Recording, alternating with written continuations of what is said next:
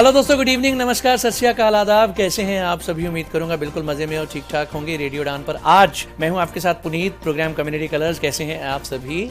और रात के बज चुके हैं 9। बहुत लंबे अरसे बाद मेरी आपसे इस प्रोग्राम में मुलाकात हो रही है, तो उम्मीद करूंगा आप सभी मजे में होंगे, फिटफाट होंगे और रेडियो उड़ान ऑफ कोर्स सुन रहे होंगे। कल हमने रंगों का त्यौहार होली मनाया, तो आपको होली की बहुत बहुत शुभकामनाएं, मुबारकबाद। और उम्मीद यही करते हैं कि आपने अपने स्वास्थ्य और सुरक्षा का ध्यान रखते हुए त्यौहार मनाया होगा और साथ ही साथ रेडियो उड़ान भी एंजॉय करते रहे होंगे। रेडियो उड़ान आप विभिन्न तरीकों से सुन सकते हैं। हमारी ऐप प्ले स्टोर और ऐप स्टोर दोनों पर अवेलेबल हैं। इसके साथ ही साथ एलेक्सा, गूगल होम और ट्यून इन रेडियो पर रेडियो उड़ान उपलब्ध है। और यहाँ तक कि रिनोवा म्यूजिक पर भी आप रेडियो उड़ान सुन सकते हैं। इसके साथ ही साथ दूसरे अनेक प्लेटफॉर्म्स ऐसे हैं जिन पर रेडियो उड़ान ऑनलाइन रेडियो स्टेशंस की लिस्ट में आपको मिल जाएगा।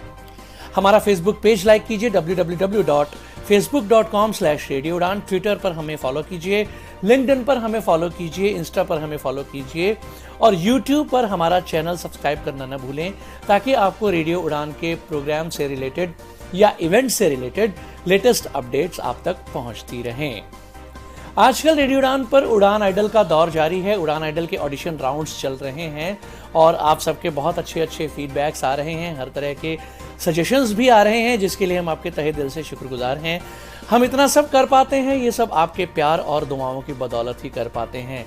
आपका प्यार और दुआएं हमारे साथ रहती हैं तो हम रेडियो पर नए नए इवेंट्स करते रहते हैं। हालांकि उड़ान आइडल एक 3-4 साल पुराना इवेंट है। 2018 में हमने इसकी शुरुआत की थी, लेकिन इस बार हमने उड़ान आइडल को इंक्लूसिव रखने का फैसला किया और काफ़ी हद तक हम इसमें कामयाबी हुए और आपका सपोर्ट भी हमें मिला और मिलता रहेगा। और उम्मीद हम ये भी करते हैं कि आने वाले सालों में आपका सपोर्ट हमें और भी ज़्यादा मिला करेगा। बहरहाल, प्रोग्राम कम्युनिटी कलर्स आप सुन रहे हैं रेडियो उड़ान पर। 9 बजे से लेकर अगले कुछ वक्त तक मैं आपके साथ रहूँगा, जिसमें होंगी डिसेबिलिटी न्यूज़ और पूरे हफ्ते में क्या कुछ हुआ उसकी पूरी बातचीत हम इस प्रोग्राम के ज़रिए करने का प्रयास करेंगे। रेडियो उड़ान आपके लिए क्या बेहतर कर सकता है, अपना फीडबैक हमें ज़रूर दें। फीडबैक देने के जितने तरीके मैंने ऊपर आपको रेडियो उड़ान सुनने के बताए हैं, हर तरीके पर आप अपना फीडबैक दे सकते हैं। और अगर आप चाहें तो रेडियो उड़ान पर व्हाट्सएप ग्रुप हमारा जो है उसे भी ज्वाइन कर सकते हैं। बहरहाल, अब बात करते हैं प्रोग्राम कम्युनिटी कलर्स की। बिना वक्त ज़ाया किए आइए सबसे पहले सुन लेते हैं न्यूज़ हेडलाइंस। बेंगलुरु में सस्ती और सुलभ देखभाल मोबाइल इकाई के जरिए प्रदान करने वाली सेवाओं के 3 महीने पूरे, 2084 सेवाओं का लक्ष्य किया प्राप्त। उच्च न्यायालय का दिल्ली नगर निगम को निर्देश, कुष्ठ रोगियों के साथ भेदभाव हो समाप्त। कुष्ठ रोग कॉलोनियों में अतिक्रमण रोकने का किया जाए प्रयास। उच्च न्यायालय ने केंद्र सरकार और केंद्रीय विद्यालय संगठन केवीएस से पूछा, क्यों नहीं हुई नियमित रूप से विशेष शिक्षकों की अब तक नियुक्ति। इंडिया टीवी नेटवर्क का प्रतिष्ठित टीवी शो आपकी अदालत मूक बधिरों के लिए अब यूट्यूब चैनल पर सुगम्य रूप में उपलब्ध। पुणे रेलवे स्टेशन को पुल से जोड़ने वाला रैंप मध्य मार्च में होगा पुनः प्रारंभ। वसीम की बदली, अमेरिका से आए कृत्रिम हाथों ने किस्मत, अब लिखने के साथ साथ बाकी सब काम भी कर सकते हैं पूरे। वाराणसी के आर्यन मॉडल स्कूल के एक छात्र ने बनाई डिजिटल पिचकारी, दिव्यांगजन कर सकेंगे प्रयोग। उत्तर प्रदेश लोक सेवा आयोग द्वारा पीसीएस परीक्षा के लिए आवेदन आरंभ। एसएससी में बम्पर भर्ती, एमटीएस, एचसीएल और सीजीएल पर करें आवेदन।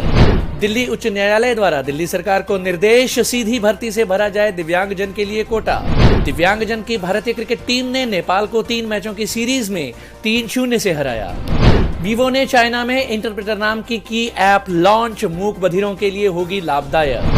तेजस्वी यादव ने दिव्यांगजन को दिलाया विश्वास, जल्द होगा उनकी समस्याओं का समाधान।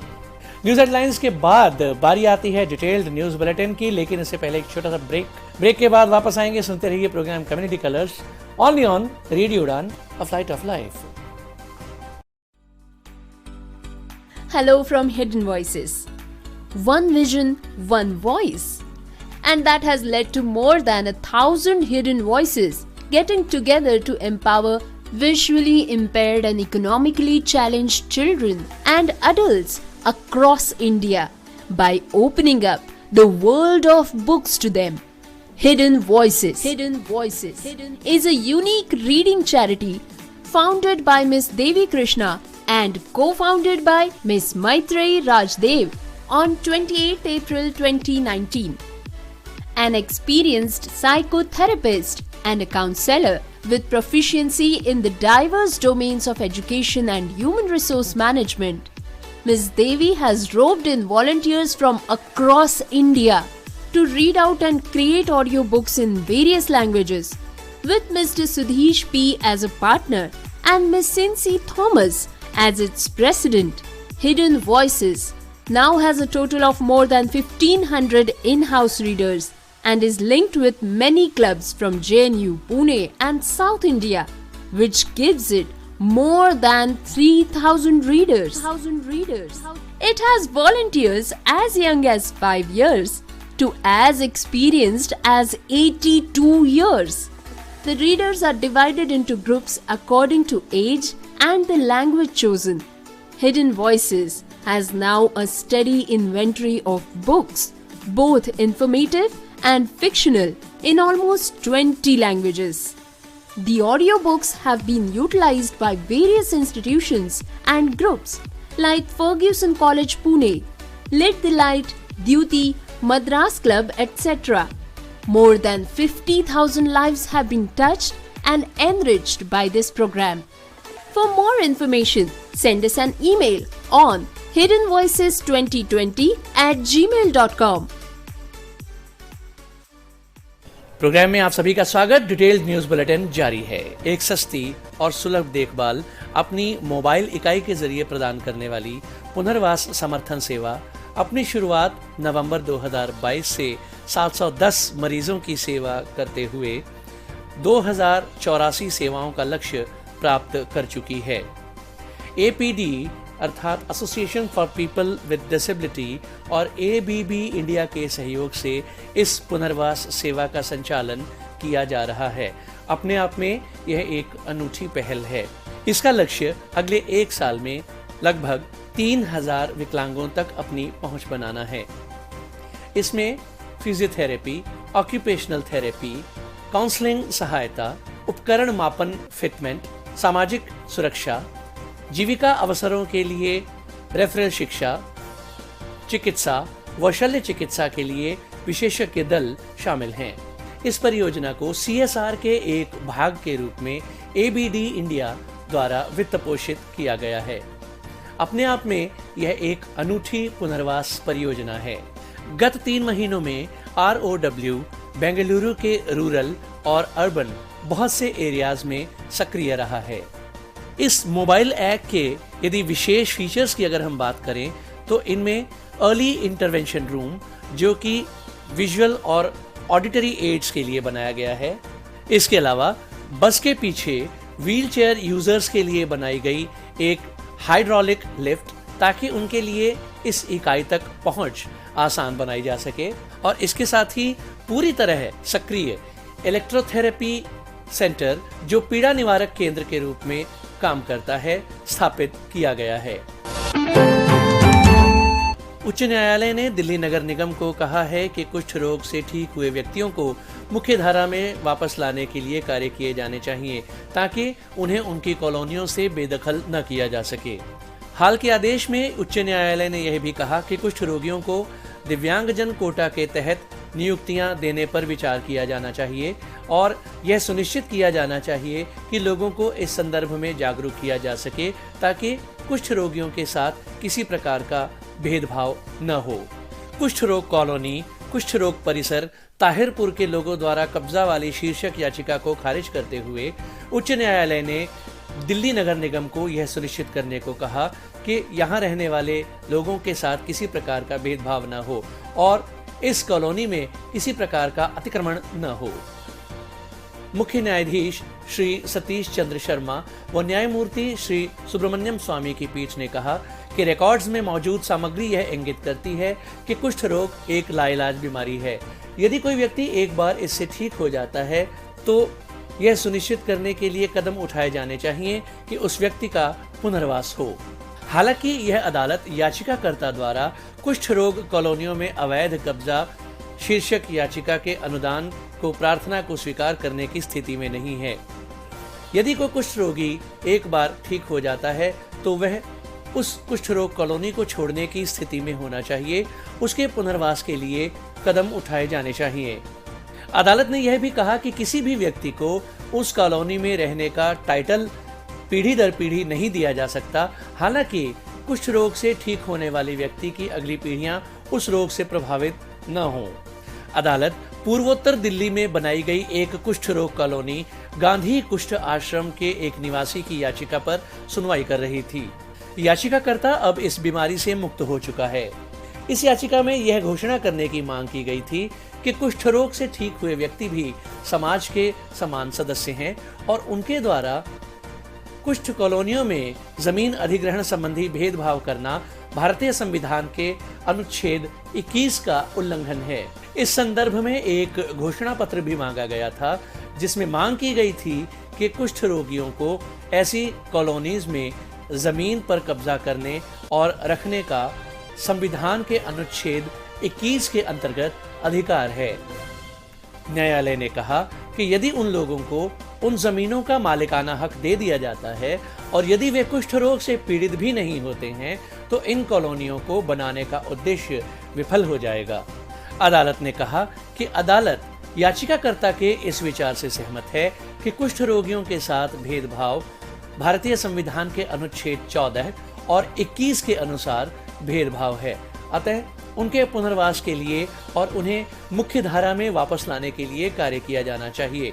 लेकिन इन कॉलोनियों में उन्हें मालिकाना हक दे देना इसका समाधान नहीं है, बल्कि कुष्ठ रोग से मुक्त हुए व्यक्तियों को इन कॉलोनियों से बाहर आने के लिए प्रोत्साहित किया जाना चाहिए।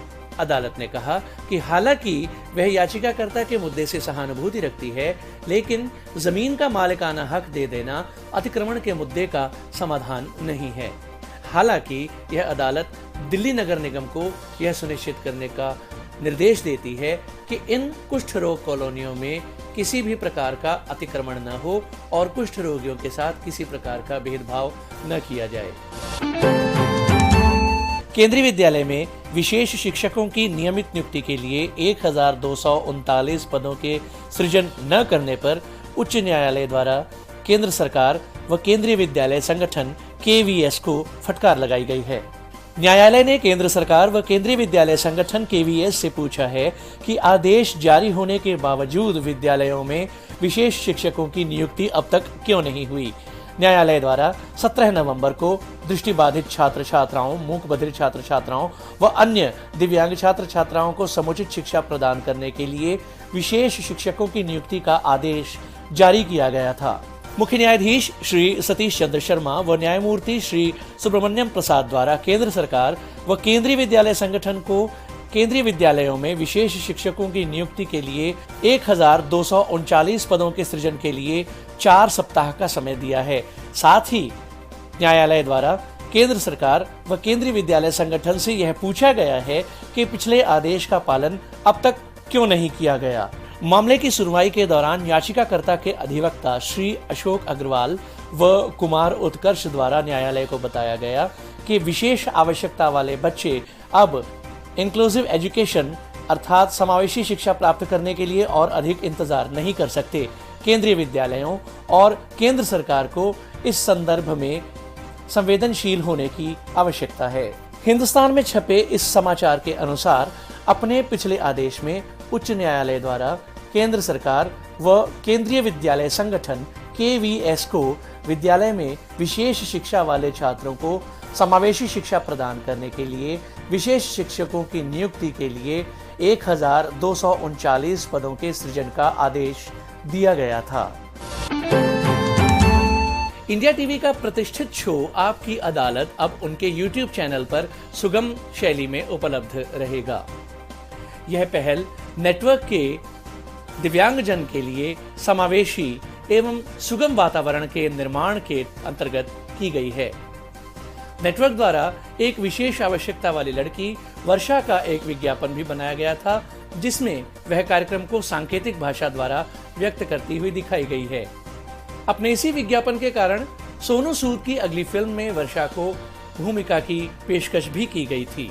आपको बता दें कि यह पहल समाज का मनोरंजन करने और समाज के सभी वर्गों तक सूचना को सुगमतापूर्वक पहुंचाने के मिशन के अंतर्गत एक कदम है। शो के होस्ट व मेजबान हमेशा अपने शो को दूसरों तक सुगमता पूर्वक पहुंचाने के जुनूनी रहे हैं और अपनी इस पहल को सफल होता देखकर वे खुश हैं।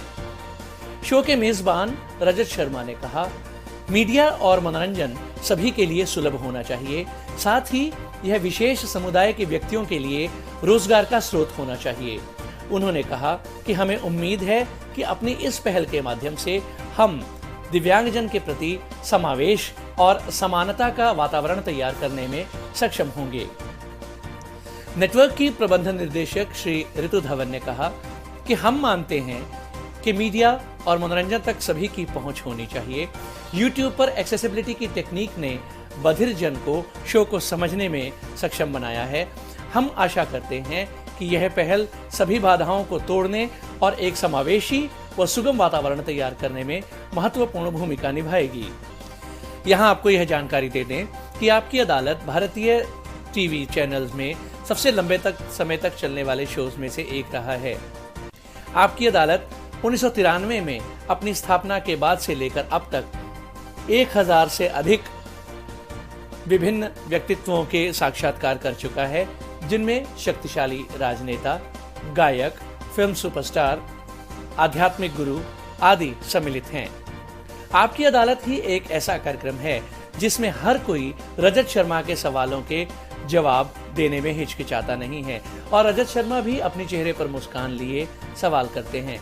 आपकी अदालत कार्यक्रम में ही हर व्यक्तित्व अपनी अनर्गल राय खुलकर रख सकता है।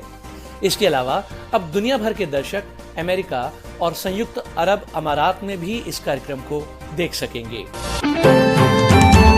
पुणे को रैम्पको स्टेशन से जोड़ने वाले पुल को मध्य मार्च तक दोबारा खोलने का निर्णय लिया गया है। रेल मंडल यानी DRM के सचिव इंदु रानी ने कहा कि यह ब्रिज 2020 में हुए एक ऑडिट के आधार पर असुरक्षित पाया गया था। हाल ही में मुंबई की एक टीम ने ऑडिट कर यह निष्कर्ष दिया है कि इस पुल पर आंशिक आवाजाही की जा सकती है। अतः 15 मार्च तक इस पुल को आंशिक आवाजाही के लिए खोला जाएगा। यह पुल केवल व्हीलचेयर यूजर्स के लिए खोला जाएगा। चूंकि यह पुल 100 साल पुराना है और इसकी सीढ़ियां व अन्य बिंदु असुरक्षित पाए गए थे, इसलिए इस पुल को बंद कर दिया गया था।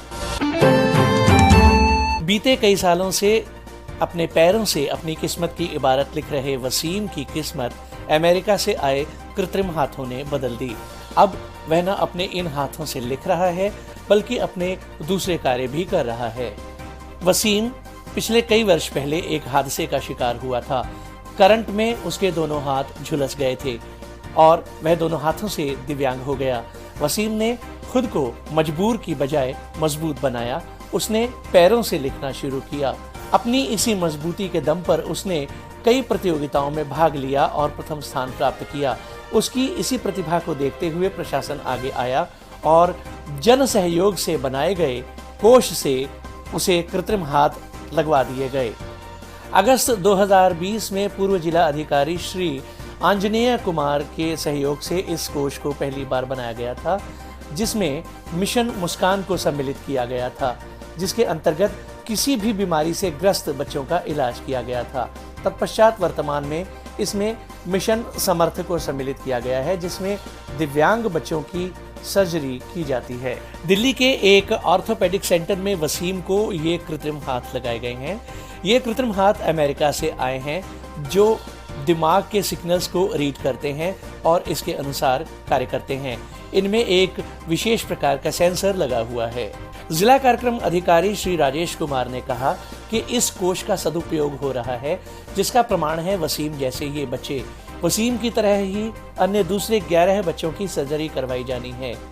हम सक्षम लोगों से यह अपील करना चाहते हैं कि जितना वे कर सकते हैं वे इस कोष में सहयोग करें और अपने आसपास लोगों को इस विषय में जागरूक करें। पिचकारियां तो बहुत बनती हैं, लेकिन दिव्यांगजन के लिए हर बार होली का रंग फीका पड़ जाता है, क्योंकि बहुत से दिव्यांगजन इन पिचकारियों को चला नहीं पाते हैं। ऐसे में वाराणसी के एक स्कूल का 8वीं कक्षा का एक छात्र सामने आया है, जिसने एक ऐसी डिजिटल पिचकारी बनाई है जो बोलने से ही काम करती है। इस डिजिटल पिचकारी का कोड वर्ड हैप्पी होली रखा गया है। प्रधानमंत्री श्री नरेंद्र मोदी के संसदीय क्षेत्र वाराणसी के आर्यन मॉडल स्कूल के एक छात्र आयुष, जो कि 8वीं कक्षा का छात्र है, ने एक ऐसी डिजिटल पिचकारी इजाद की है जो आवाज के कोड से काम करती है, जो बिना हाथ लगाए सिर्फ बोलने से ही रंग बरसाने लगती है। इस डिजिटल पिचकारी को बनाने वाले छात्र आयुष ने बताया कि हम बचपन से ही देखते आ रहे हैं कि बहुत से लोग होली खेलते हैं, लेकिन दिव्यांगजन इसका मजा नहीं ले पाते। इसलिए ऐसे लोगों को भी, ताकि वे होली का पूरा मजा ले सकें, लुत्फ देने के लिए एक डिजिटल पिचकारी हमने बनाई है जो आवाज के कोड से काम करती है और बोलने पर ही रंग बरसाने लगती है। उन्होंने बताया कि ये पिचकारी आवाज के कोड पर काम करती है। इस पिचकारी में एक माइक लगा है, जिसमें यदि हैप्पी होली कोड कहा जाए तो वह माइक सेंसर तकनीक के जरिए 2 से 3 सेकंड के लिए पिचकारी में लगे पंप को ऑन कर देता है और वह पंप वाटर कलर को दूर तक स्प्रे करता है। यह पिचकारी 10 मीटर तक वाटर कलर को स्प्रे कर सकती है। आपको बता दें कि इस पिचकारी को बनाने में उन्हें 7 दिन का समय लगा है। आर्यन मॉडल स्कूल के डायरेक्टर सुमीना चोपड़ा व विनीत चोपड़ा ने बताया कि हमारे विद्यालय में जूनियर क्लब स्टार्टअप लैब है, जिनमें बच्चे पढ़ाई के साथ साथ नए आइडियाज पर और इनोवेशंस पर रिसर्च करते हैं। उन्होंने कहा कि बच्चों ने यह बहुत अच्छी पिचकारी बनाई है। जिन व्यक्तियों के हाथ नहीं भी होते, वे भी अब होली का मजा ले सकेंगे। गोरखपुर के वैज्ञानिक महादेव पांडे ने बताया कि यह पिचकारी आवाज की कमांड से काम करती है और दिव्यांगजन के लिए यह बहुत लाभकारी है। बलरामपुर अस्पताल के वरिष्ठ शिक्षक व चर्म रोग विशेषज्ञ श्री इमैज उस्मानी कहते हैं कि सिंथेटिक रंग त्वचा के लिए हानिकारक होते हैं। इन रंगों को हाथ नहीं लगाना चाहिए। होली खेलते हुए हर्बल रंगों का प्रयोग किया जाना चाहिए। डिटेल्ड न्यूज बुलेटिन आप सुन रहे हैं मेरे यानी पुनीत के साथ। वक्त एक और छोटे से ब्रेक का है। ब्रेक के उस पार भी होंगी कुछ खबरें, तो सुनते रहिए प्रोग्राम कम्युनिटी कलर्स, सिर्फ रेडियो उड़ान पर। हिडन वॉइसेस की तरफ से आप सभी का स्वागत। हिडन वॉइसेस, एक दृष्टि एक आवाज, और इसने पूरे भारत में दृष्टि बाधित और आर्थिक रूप से विकलांग बच्चों और वयस्कों को किताबों की दुनिया खोलकर सशक्त बनाने के लिए 1000 से भी अधिक छिपी हुई आवाजों को मिलाया है। 28 अप्रैल 2019 को देवी कृष्णा द्वारा स्थापित और सुश्री मैत्री राजदेव द्वारा सह संस्थापित हिडन वॉइसेस एक अद्वितीय रीडिंग चैरिटी है। देवी एक अनुभवी मनोचिकित्सक और काउंसलर है और ह्यूमन रिसोर्स मैनेजमेंट की एक दक्ष प्रबंधक है। देवी ने पूरे भारत के विभिन्न भाषाओं के स्वयंसेवकों को दृष्टिबाधितों के लिए ऑडियो किताब पढ़ने और बनाने के लिए तैयार किया है। एक भागीदार के रूप में श्री सुधीश पी और इसके अध्यक्ष के रूप में सुश्री सिंसी थॉमस के साथ हिडन वॉइसेस के अब कुल 1500 से भी अधिक इन हाउस पाठक है और ये JNU, पुणे और दक्षिण भारत स्थित कई क्लबों से जुड़ा हुआ है, जिसके चलते अब हिडन वॉइसेस के पास 3000 से भी अधिक पाठक है।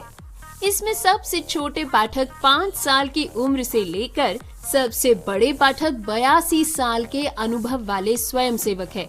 पाठकों को उम्र और चुनी गई भाषा के अनुसार ग्रुप्स में बांट दिया जाता है।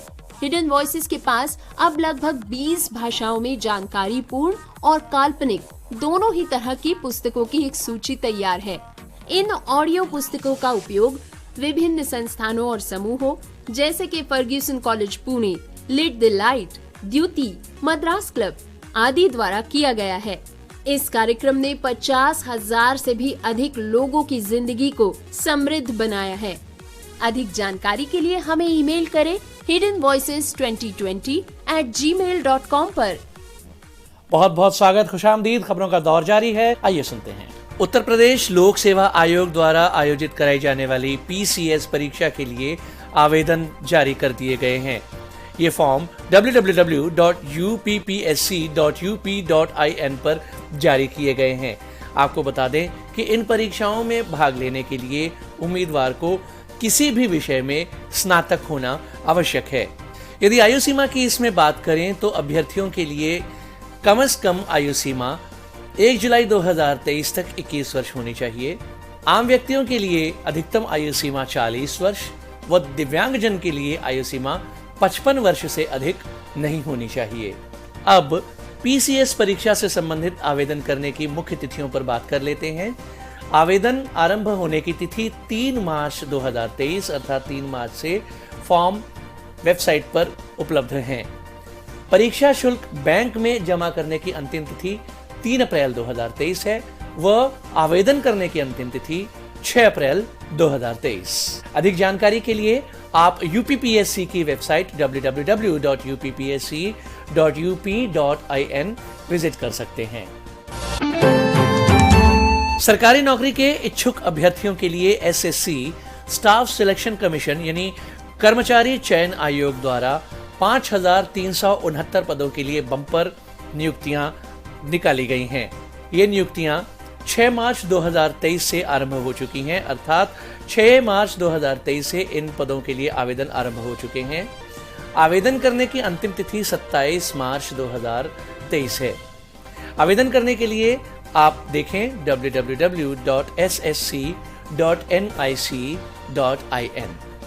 चलें आपको संक्षेप में इन पदों पर आवेदन करने के स्टेप्स के विषय में बता देते हैं। सबसे पहले आप जाएंगे वेबसाइट पर www.ssc.nic.in। वेबसाइट के होम पेज पर ही लेटेस्ट अपडेट्स के लिंक को ओपन करें। इसके बाद एसएससी वेरियस सिलेक्शन पोस्ट 2023 के लिंक पर जाना होगा। अगले पेज पर मांगी गई डिटेल्स को भरकर सबसे पहले पंजीकरण यानी रजिस्ट्रेशन कर लें। इसके पश्चात अगले पेज पर पूरा आवेदन फॉर्म भरें और अंत में सबमिट करके चाहें तो प्रिंट लिया जा सकता है। यहाँ आपको ये भी बता दें कि इन पदों के लिए सभी अभ्यर्थियों को फीस भरना अनिवार्य है। शुल्क 100 रुपए। हालांकि एससी, एसटी, दिव्यांगजन और महिलाओं के लिए फीस का भुगतान अनिवार्य नहीं है। अब जिन विभागों में भर्तियां होनी है उन पर बात करते हैं। लेबर ब्यूरो यानी श्रम एवं रोजगार मंत्रालय, केंद्रीय शोध संस्थान, स्वास्थ्य मंत्रालय, registrar general of India, integrated headquarters, navy, राष्ट्रीय संग्रहालय, wildlife crime control department, union public service commission यानी UPSC, national crime records bureau, corporate मामलों के मंत्रालय, सूचना एवं प्रसारण मंत्रालय, स्वास्थ्य एवं परिवार कल्याण मंत्रालय, पर्यावरण वन एवं जलवायु परिवर्तन मंत्रालय, केंद्रीय लोक निर्माण विभाग, रक्षा विभाग। अंत में यदि योग्यता की बात करें तो 10वीं कक्षा के लिए अभ्यर्थियों के लिए निकली भर्तियों के लिए आपके लिए भारत के किसी भी मान्यता प्राप्त बोर्ड से 10वीं कक्षा, 12वीं कक्षा में पदों की भर्ती के लिए किसी भी मान्यता प्राप्त बोर्ड से 12वीं कक्षा व ग्रेजुएट लेवल के पदों के लिए भारत के किसी भी विश्वविद्यालय से किसी भी स्ट्रीम में ग्रेजुएट होना अनिवार्य है। दिल्ली उच्च न्यायालय द्वारा इस सोमवार को दिल्ली सरकार को विभिन्न सरकारी विभागों में आरक्षित पदों पर दिव्यांगजन की भर्ती के लिए विशेष भर्ती अभियान चलाने का निर्देश दिया गया। मुख्य न्यायाधीश श्री सतीश चंद्र शर्मा की खंडपीठ ने दिव्यांगजन के लिए सीधी भर्ती कोटा के तहत 1,03,51 भर्तियों पर ध्यान देने के बाद यह आदेश जारी किया। न्यायमूर्ति श्री सुब्रमण्यम प्रसाद की पीठ ने यह भी कहा कि इस सीधी भर्ती में दृष्टिबाधित व्यक्तियों के लिए आरक्षित 356 पद भी शामिल हैं। अदालत ने दिल्ली सरकार के संबंधित अधिकारियों को दिल्ली अधीनस्थ चयन बोर्ड DSSSB और लोक सेवा आयोग UPSE को इस संदर्भ में मांग पत्र भेजने को कहा है। DSSSB और UPSE को इसके 72 दिनों के भीतर विज्ञापन जारी करने का निर्देश दिया गया है। अदालत ने कहा कि DSSSB और UPSE विज्ञापन जारी करने के पश्चात आवेदन करने की अंतिम तिथि के 30 दिन के भीतर जैसा भी मामला हो, परीक्षा, साक्षात्कार व परिणाम की तिथि घोषित करेगा व परिणाम घोषित करने के 30 दिन के भीतर नियुक्ति की प्रक्रिया पूरी करेगा। अदालत ने पदोन्नति के माध्यम से भरे जाने वाले पदों के लिए 45 दिन के भीतर वार्षिक प्रदर्शन मूल्यांकन रिपोर्ट यानी APAR व और अन्य प्रकार की प्रासंगिक जानकारी योग्य उम्मीदवारों के संबंध में जमा करने को कहा। अदालत का यह फैसला national federation of the blind (NFB) की एक जनहित याचिका PIL पर सुनवाई के पश्चात आया, जिसमें दृष्टिबाधित व कम दृष्टि वाले व्यक्तियों के लिए पदों में भर्ती के प्रति भेदभाव का आरोप लगाया गया था, जिसमें यह दावा किया गया था कि सुप्रीम कोर्ट के आदेश के बावजूद सरकार खुले पदों को भरने में विफल रही है और दृष्टिबाधित व्यक्तियों व कम दृष्टि वाले लोगों को किसी प्रकार का आरक्षण नहीं दे रही है। दिव्यांगजन की भारतीय क्रिकेट टीम ने नेपाल को तीसरे व अंतिम T20 मैच में 92 रन से हराकर श्रृंखला अपने नाम की। इस जीत के साथ ही भारत को 1.5 लाख रुपए की राशि व नेपाल को 85,000 रुपए की राशि प्रदान की गई। यहाँ आपको ये भी बता दें कि भारत ने पहला मैच 152 रन से व दूसरा मैच 153 रन से जीता था। तीसरा मैच भारत ने 92 रन से अपने नाम किया। वीवो ने अपने उपभोगकर्ताओं के लिए इंटरप्रेटर नाम की एक ऐसी ऐप को लॉन्च किया है जो स्पीच और टेक्स्ट को साइन लैंग्वेज में कन्वर्ट कर सकती है। यह ऐप उन लोगों के लिए लाभकारी सिद्ध हो सकती है जो व्यक्ति सुनने में व बोलने में अक्षम हैं। इस ऐप के जरिए टेक्स्ट व स्पीच को साइन लैंग्वेज में कन्वर्ट किया जा सकता है। इस ऐप के प्रयोग से मूक बधिर व्यक्ति बातचीत कर सकते हैं। यहाँ तक कि शॉपिंग और फूड ऑर्डर में भी इस ऐप का प्रयोग किया जा सकता है।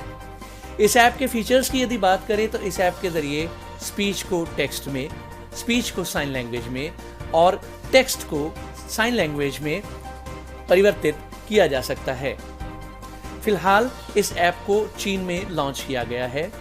इस ऐप को डिजाइन करने वालों का कहना है कि इस ऐप में जल्द ही अन्य भाषाओं के साथ अनुवाद क्षमता को भी सम्मिलित किया जाएगा। यह ऐप विशेष रूप से मूक बधिर उपभोगकर्ताओं के लिए जारी की गई है। इस ऐप को डिजाइन करने वाले वैज्ञानिकों ने कहा है कि यह ऐप उनके लिए बहुत लाभकारी सिद्ध हो सकती है जो सुनने व बोलने में अक्षम हैं।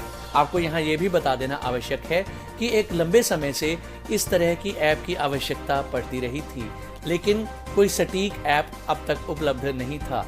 फिलहाल चीन में ऐसा माना जा रहा है कि इस संदर्भ में एक एप्लीकेशन वीवो की ओर से लॉन्च किया गया है, ऐप इंटरप्रेटर। NIC में 598 पदों के लिए सीधी भर्तियां आमंत्रित की गई हैं। आवेदन 4 मार्च 2023 से आरंभ हो चुके हैं। आवेदन करने की अंतिम तिथि 4 अप्रैल 2023 है। जिन पदों के लिए आवेदन किया जाना है उनमें साइंटिफिक व टेक्निकल असिस्टेंट के 331 पद, साइंटिफिक ऑफिसर्स व इंजीनियर्स के 196 पदों और साइंटिस्ट बी के 71 पदों पर आवेदन किए जाने हैं। आवेदन 4 मार्च 2023 से आरंभ हो चुके हैं।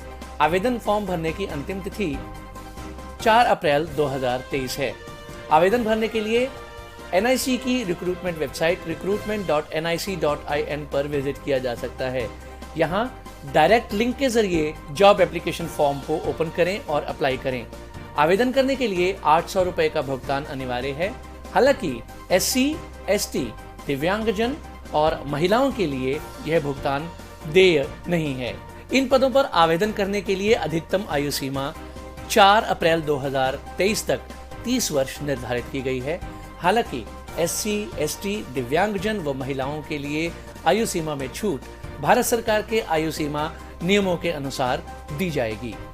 योग्यता व अन्य जानकारी के लिए आप NIC की ऑफिशियल वेबसाइट recruitment.nic.in पर जाएं और अधिसूचना डाउनलोड करें। दिव्यांगजनों की सारी समस्याओं पर सरकार की नजर है। दिव्यांगजनों की सभी समस्याओं को सरकार जल्द से जल्द हल करने में प्रयासरत रहेगी। बिहार की गठबंधन सरकार दिव्यांगजन के हमेशा साथ है। दिव्यांगजन की ओर से जितनी भी लिखित समस्याएं दी गई हैं उन पर जल्द कार्रवाई होगी और उनका समाधान किया जाएगा। ये सभी बातें ऑल इंडिया डिसेबल एसोसिएशन के द्वारा आयोजित समान विकलांग समारोह, होली कार्यक्रम व मुशायरा के मुख्य अतिथि श्री तेजस्वी यादव ने कही। इस कार्यक्रम में बिहार के उद्योग मंत्री श्री समीर कुमार महासेठ भी उपस्थित थे। उन्होंने कहा कि दिव्यांगजन की सभी समस्याओं पर सरकार की नजर है और दिव्यांगजन के पुनरुत्थान में सरकार हमेशा प्रयासरत रहेगी। इस अवसर पर अनेक दिव्यांगजन को सम्मानित भी किया गया। देर शाम तक चले इस कार्यक्रम में एहसान कुरैशी के चुटकुलों पर जमकर ठहाके लगे।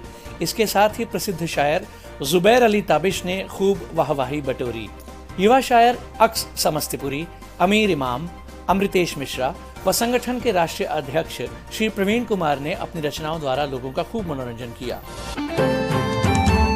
नेपाल के खिलाफ T20 सीरीज में भारतीय दिव्यांग टीम को जीत दिलाने वाले मोहम्मद सादिक का राष्ट्रीय दिव्यांगजन क्रिकेट टीम में चयन हो गया है। उन्होंने भारत नेपाल के साथ T20 मैच में भारत को जीत दिलाई थी। इस चयन से उनके पूरे परिवार में खुशी का माहौल है। भास्कर क्रिकेट एकेडमी कैराना के कोच एवं मोहल्ला कलालाल निवासी मोहम्मद सादिक का अब भारतीय क्रिकेट टीम में चयन हुआ है। वे छत्तीसगढ़, दिल्ली, पंजाब, राजस्थान, महाराष्ट्र, नोएडा जैसे अनेक राज्यों में प्रदर्शन कर चुके हैं। अपनी उत्कृष्ट गेंदबाजी के बल पर उनका चयन भारतीय क्रिकेट टीम में हुआ है। अब वे भारतीय दिव्यांग क्रिकेट टीम में अपना जलवा बिखेरेंगे। गौरतलब है कि भारतीय टीम ने नेपाल को 3 मैच की श्रृंखला 3-0 से हराई है। मोहम्मद सादिक को दिल्ली एक्सप्रेस के नाम से जाना जाता है। भारत में आजकल तकरीबन हर वर्ग को सामाजिक योजनाओं पर निर्भर रहना पड़ता है। तकरीबन हर वर्ग सामाजिक योजनाओं का लाभ लेना चाहता है, लेकिन एक बड़ा सवाल ये है कि क्या आज के इस महंगाई के दौर में इन सामाजिक योजनाओं से मिलने वाले पैसे से घर चलाना मुमकिन है? क्या हरियाणा सरकार द्वारा बुजुर्गों, विधवाओं और दिव्यांगजन को जो सामाजिक न्याय एवं अधिकारिता मंत्रालय द्वारा पेंशन दी जाती है, क्या उससे उनका उत्थान हो रहा है? हर राज्य अपनी सीमा के अनुसार बुजुर्गों को पेंशन देता है। कई प्रदेश ऐसे हैं जिसमें बुजुर्गों के लिए पेंशन नहीं है। क्या हरियाणा में बुजुर्गों को जो पेंशन दी जाती है उनकी ज़रूरतों को पूरा करने में सक्षम है? सबसे पहले आज हम इसका विश्लेषण करेंगे। हरियाणा के रेवाड़ी जिले की रहने वाली कुसुमलता 65 वर्ष की हैं। कुसुमलता लंबे अरसे से पेंशन भोगी हैं। उनका कहना है कि जब कभी पेंशन देर से आती है या नहीं आती तो उनकी ज़रूरतें अधूरी रह जाती हैं। कुसुमलता कहती हैं कि बुढ़ापे में उनके बेटों ने उन्हें खर्चा देना छोड़ दिया है। ऐसे में सरकारी पेंशन ही उनके खर्च का एकमात्र सहारा है, किंतु केवल रुपए 2000 या 2500 से आज की महंगाई के समय में गुजारा करना संभव नहीं है, और ऊपर से यदि बीमार हो जाएं तो सारी पेंशन एक दिन में साफ हो जाती है। हरियाणा के ही सिरसा जिले के रोशन लाल, जो कि 72 वर्ष से हैं, कहते हैं कि मैं 72 वर्ष का हूं और मैं काम करने में भी सक्षम हूं। सरकार जो पेंशन देती है वो ठीक है, लेकिन 2500 रुपया काफ़ी नहीं जिससे हमारे जीवन का गुजारा चल जाए। सरकार को चाहिए कि पेंशन के साथ ही साथ हमारे लिए काम की व्यवस्था करे, ताकि हम काम करें और सरकार से पैसा प्राप्त करें और खुददारी की जिंदगी जिएं। चलिए अब बात करते हैं विधवा पेंशन की। बुढ़ापा पेंशन के साथ साथ हरियाणा में विधवा पेंशन भी दी जाती है। इसके लिए आय सीमा 2 लाख से कम है, अर्थात विधवा पेंशन उसे दी जा सकती है जिसकी आय 2 लाख से कम हो। लेकिन क्या केवल 2500 रुपए गुजारे के लिए काफ़ी हैं? ये तो ऊंट के मुंह में जीरे के समान है। यदि किसी का पति ही मर गया हो, रोजी रोटी कमाने वाला कोई ना हो, तो ऐसे में केवल 2500 रुपए से गुजारा कैसे चले? हरियाणा के रेवाड़ी से ही अनवरी कहती हैं कि सरकार उन्हें खर्च देती है 2500 रुपये। वे विधवा हैं, उनके 2 छोटे छोटे बच्चे हैं, उन 2500 रुपये से घर नहीं चलता। वे विवश हैं, बेबस हैं कि छोटे बच्चों को छोड़कर घर से बाहर भी नहीं जा सकती। ऐसे में उन्हें दूसरों के हाथ की तरफ देखना पड़ता है। एक समाचार एजेंसी से बात करते हुए कृष्णा देवी भावुक हो गई। वे कहती हैं कि विधवा बनकर सरकार से पेंशन लेना कौन चाहेगा, लेकिन वे मजबूर हैं। सरकार जो 2500 रुपये देती है उससे उनका गुजारा नहीं चलता। सरकार को चाहिए कि वे विधवा पेंशन 10,000 रुपये करे, क्योंकि सरकार गुणगान अधिक करती है, कार्य कम करती है। अब एक प्रश्न और बचता है कि दिव्यांगों को जितना मिलना चाहिए क्या उन्हें उतना मिल रहा है? हरियाणा सरकार द्वारा दिव्यांगजन को सरकारी नौकरियों में भी आरक्षण दिया गया है, ताकि वे बराबरी के अधिकार के साथ सरकारी नौकरियों में भी कार्य कर सकें। बहुत से दिव्यांगजन सरकारी नौकरियां प्राप्त कर भी चुके हैं और कार्य कर भी रहे हैं, लेकिन सभी को सरकारी नौकरियां प्राप्त नहीं हो सकती। ऐसे में बहुत से दिव्यांगजन को सरकार पर निर्भर रहना पड़ता है। वे अपने दस्तावेज जमा कराकर हरियाणा सरकार की पेंशन योजना का लाभ ले सकते हैं, जिसके अंतर्गत उन्हें 2500 रुपए मासिक पेंशन दी जाती है, जो कि वार्षिक यानी सालाना 30,000 बनती है। ऐसे में एक प्रश्न उठता है कि क्या ये जो पैसा इन्हें मिलता है, इससे दिव्यांगजन का सामान्य जीवन बेहतर हो सकता है? जवाब होगा नहीं। 42 वर्ष के हुकुम सिंह कहते हैं कि वे पेंशन भोगी हैं। सरकार से उन्हें जो 2500 रुपए का भुगतान किया जाता है, वे उनके लिए काफ़ी नहीं। एक तरफ वे शरीर से लाचार और सरकार से मिलने वाली मदद महज 2500 रुपए। वे कहते हैं कि वे यदि सड़क किनारे सामान रख भी लें, अर्थात कोई काम करें भी, तो उन्हें घंटों अपने हाथ के सहारे चलना पड़ता है। ऐसे में वे करें तो क्या करें? एक तरफ शारीरिक लाचारी, दूसरी तरफ परिवार का बोझ। इसलिए सरकार से मिलने वाले केवल 2500 रुपए से उनका सामान्य जीवन बेहतर नहीं हो पाता। एक अन्य पेंशन भोगी समाचार एजेंसी से बात करते हुए कहते हैं कि वैसे तो उनका फैमिली बैकग्राउंड दिल्ली का है, लेकिन वे एक लंबे समय से करनाल में रह रहे हैं। उनकी बाईं टांग के 12 ऑपरेशन हो चुके हैं। सरकार की तरफ से उन्हें कोई भी मदद प्राप्त नहीं हुई। वे कहते हैं कि सरकार की तरफ से उन्हें जो 2500 रुपए पेंशन दी जाती है वह नाकाफी है। 2500 रुपए से तो पेट तक भरना संभव नहीं। 2500 में से 2000 रुपए तो कमरे के किराए में ही चले जाते हैं। भुवनेश्वर सिंह कहते हैं कि उन्हें अपनी छोटी बच्ची के भविष्य को लेकर रोना आता है।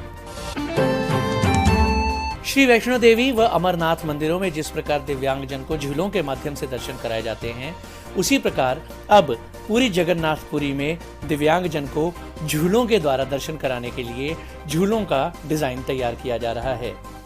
बता दें कि जगन्नाथपुरी के पूरे मंदिर में व्हीलचेयर ले जाना परंपरा के खिलाफ है।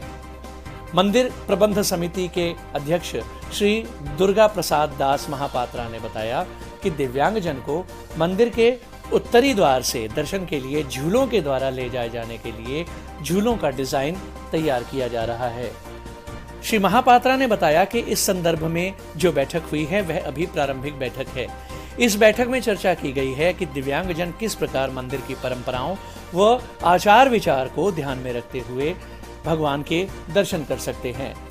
जानकारी है कि दिव्यांगजन के श्री जगन्नाथ मंदिर में दर्शन के आदेश के पश्चात मंदिर प्रबंध समिति द्वारा व मंदिर प्रशासन द्वारा जिले के विभिन्न स्वयंसेवी संस्थाओं से इस संदर्भ में बैठक की गई, जिसमें दिव्यांगजन किस प्रकार अनुशासित तरीके से मंदिर में दर्शन कर सकें, इस पर प्रतिक्रियाएं व सुझाव दिए गए।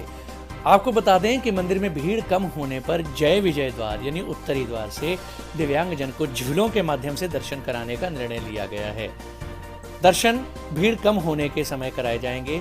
इसके लिए दिव्यांगजन की एक निश्चित सीमा रखने को भी कहा गया है। इसके अनुसार ही एसओपी तैयार की जाएगी और विशेष झूले तैयार किए जाएंगे। दिव्यांगजन दर्शन कर सकें, इसलिए उनके लिए एक ऑनलाइन पोर्टल खोला जाएगा। आपको बता दें कि दिव्यांगजन को उत्तरी द्वार से दर्शन के लिए झूलों के माध्यम से ले जाए जाने का प्रावधान करने की व्यवस्था की जाएगी और वे जय विजय द्वार से महाप्रभु के दर्शन कर सकेंगे। जो दिव्यांगजन दर्शन करना चाहते हैं उन्हें उस पोर्टल के माध्यम से पंजीकरण करवाना होगा। जो लोग पोर्टल के माध्यम से पंजीकरण नहीं करवा सकेंगे उनके लिए पंजीकरण का ऑफलाइन सिस्टम मौजूद रहेगा। रजिस्ट्रेशन करवाते समय उन्हें नाम, आयु, वजन, दिव्यांगता प्रमाण पत्र आदि देने की व्यवस्था होगी। यह नियम उन दिव्यांगजन के लिए लागू होगा जो चलने फिरने में अक्षम हैं। दैनिक दर्शन के हिसाब से दिव्यांगजन की सीमा भी निर्धारित की जाएगी। यह निर्धारित किया जाएगा कि एक दिन में कितने दिव्यांगजन दर्शन के लिए जा सकेंगे। प्रत्येक एक दिव्यांग व्यक्ति के साथ एक अटेंडेंट ले जाने की व्यवस्था रहेगी। पहले दिव्यांगजन को पश्चिम द्वार से ले जाने की व्यवस्था करने की राय हुई थी, लेकिन पश्चिम द्वार की सीढ़ियां ऊंची हैं, इसलिए उत्तरी द्वार का चयन किया गया है। दिव्यांगजनों के विश्राम के लिए एक शेर की भी व्यवस्था की जाएगी। दर्शन के पश्चात दिव्यांगजन वहीं विश्राम भी कर सकेंगे। नतीजतन परिवार के लोगों को दिव्यांगजन को मंदिर में खोजने की आवश्यकता नहीं होगी। श्री महापात्रा ने बताया कि बैठक में जो निर्णय लिए गए हैं उन्हें अंतिम रूप देने के लिए दिव्यांगजन से संबंधित विभिन्न संगठनों से विचार चर्चा करके इन्हें अंतिम रूप दे दिया जाएगा। GAIL इंडिया लिमिटेड में 47 एग्जीक्यूटिव ट्रेनीज के पदों में 8 पद दृष्टिबाधित व्यक्तियों के लिए आरक्षित हैं। आवेदन करने की अंतिम तिथि 15 मार्च 2023। अधिक जानकारी के लिए देखें www.careers.gail.co.in www.careers.gail.co.in दिल्ली विश्वविद्यालय के अंतर्गत आने वाले लेडी श्रीराम कॉलेज LSR में असिस्टेंट प्रोफेसर यानी सहायक प्राध्यापक के पद पर नियुक्तियां आमंत्रित की जाती हैं। आवेदन करने की अंतिम तिथि 27 मार्च 2023 है। आवेदन विभिन्न विषयों में किए जा सकते हैं, यथा पत्रकारिता, मनोविज्ञान, अंग्रेजी, अर्थशास्त्र, राजनीति शास्त्र व विभिन्न विषय आदि। आवेदन करने से पहले सभी प्रतिभागियों व अभ्यर्थियों को सलाह दी जाती है कि वे वेबसाइट पर जारी एडवर्टाइजमेंट को ध्यान से पढ़ लें, क्योंकि आवेदन पत्र में किसी भी प्रकार की त्रुटि होने पर आवेदन पत्र अस्वीकार कर दिया जाएगा। अंतिम तिथि अर्थात 27 मार्च के पश्चात कोई भी आवेदन पत्र स्वीकार नहीं किया जाएगा। आपको बता दें कि लेडी श्रीराम कॉलेज इन नियुक्तियों के माध्यम से अपने यहाँ 89 पदों पर नियुक्तियां करेगा। अधिक जानकारी के लिए आप देख सकते हैं वेबसाइट www.lsr.edu.in। यदि फीस की बात की जाए तो अधिसूचना में वर्णित अनुसार अभ्यर्थियों को इन पदों पर आवेदन के लिए 500 रुपए का शुल्क अदा करना होगा। हालांकि SC, ST, दिव्यांगजन व महिलाओं के लिए फीस में छूट दी गई है। यदि शैक्षिक योग्यता की बात की जाए तो अभ्यर्थियों के पास किसी भी मान्यता प्राप्त विश्वविद्यालय से मास्टर्स के साथ PhD और UGC नेट क्वालिफाई होना आवश्यक है। आयु सीमा के संबंध में भारत सरकार के आयु नियमों के अनुसार छूट दी जाएगी। हम दोहरा रहे हैं, अधिक जानकारी के लिए प्रतिभागियों को चाहिए कि वे ऑफिशियल वेबसाइट पर मौजूद नोटिफिकेशन को अवश्य देख लें। तो इसके साथ ही आज का प्रोग्राम कम्युनिटी कलर खत्म करने की मुझे दीजिए इजाजत। आपको प्रोग्राम कैसा लगा ये बताना ना भूलें। फीडबैक्स हमारी आप वेबसाइट और एप्स और WhatsApp group, LinkedIn, Facebook, Twitter, YouTube के माध्यम से हमें दे सकते हैं। हमारा ये प्रोग्राम यूट्यूब पर भी आपके लिए उपलब्ध रहेगा। तो प्रोग्राम समाप्त करते हैं। प्रोग्राम खत्म करने से पहले न्यूज हेडलाइंस एक बार फिर। बेंगलुरु में सस्ती और सुलभ देखभाल मोबाइल इकाई के जरिए प्रदान करने वाली सेवाओं के 3 महीने पूरे, 2084 सेवाओं का लक्ष्य किया प्राप्त। उच्च न्यायालय का दिल्ली नगर निगम को निर्देश, कुष्ठ रोगियों के साथ भेदभाव हो समाप्त, कुष्ठ रोग कॉलोनियों में अतिक्रमण रोकने का किया जाए प्रयास। उच्च न्यायालय ने केंद्र सरकार और केंद्रीय विद्यालय संगठन KVS से पूछा क्यों नहीं हुई नियमित रूप से विशेष शिक्षकों की अब तक नियुक्ति। इंडिया टीवी नेटवर्क का प्रतिष्ठित टीवी शो आपकी अदालत मूक बधिरों के लिए अब YouTube चैनल पर सुगम्य रूप में उपलब्ध। पुणे रेलवे स्टेशन को पुल से जोड़ने वाला रैंप मध्य मार्च में होगा पुनः प्रारंभ। वसीम की बदली, अमेरिका से आए कृत्रिम हाथों ने किस्मत, अब लिखने के साथ साथ बाकी सब काम भी कर सकते हैं पूरे। वाराणसी के आर्यन मॉडल स्कूल के एक छात्र ने बनाई डिजिटल पिचकारी, दिव्यांगजन कर सकेंगे प्रयोग। उत्तर प्रदेश लोक सेवा आयोग द्वारा PCS परीक्षा के लिए आवेदन आरंभ। SSC में बम्पर भर्ती, MTS, HCL और CGL पर करें आवेदन। दिल्ली उच्च न्यायालय द्वारा दिल्ली सरकार को निर्देश, सीधी भर्ती से भरा जाए दिव्यांगजन के लिए कोटा। दिव्यांगजन की भारतीय क्रिकेट टीम ने नेपाल को 3 मैचों की सीरीज में 3-0 से हराया। वीवो ने चाइना में इंटरप्रेटर नाम की ऐप लॉन्च, मूक बधिरों के लिए होगी लाभदायक। तेजस्वी यादव ने दिव्यांगजन को